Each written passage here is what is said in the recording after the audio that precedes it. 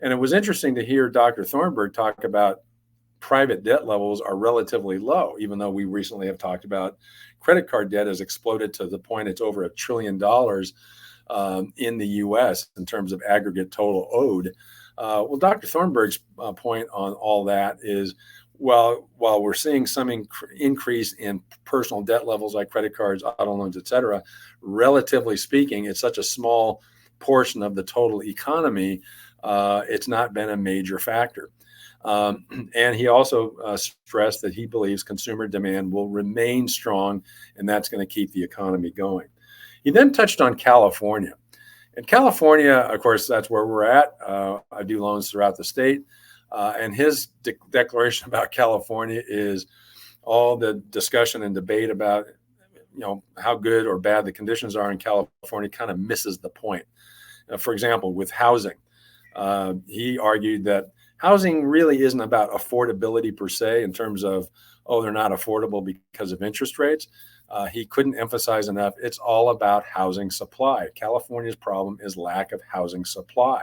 That's really what's creating this affordability problem, if you want to call it that. So it's really more about housing supply, not so much about where rates are, generally speaking.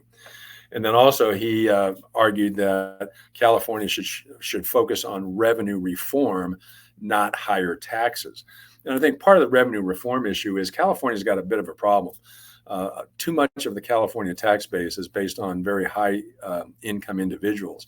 And there's sort of a gap between high income individuals that pay most of the income tax in the state and lower income individuals who pay sometimes little or no income tax. So there needs to be some sort of, kind of reorganizing the tax base or more importantly, the revenue side of things to try to get it more evened out. He also argued that the state should be focusing on upskilling workers, not paying them more. He did have discussions about $20 an hour for fast food workers and so forth.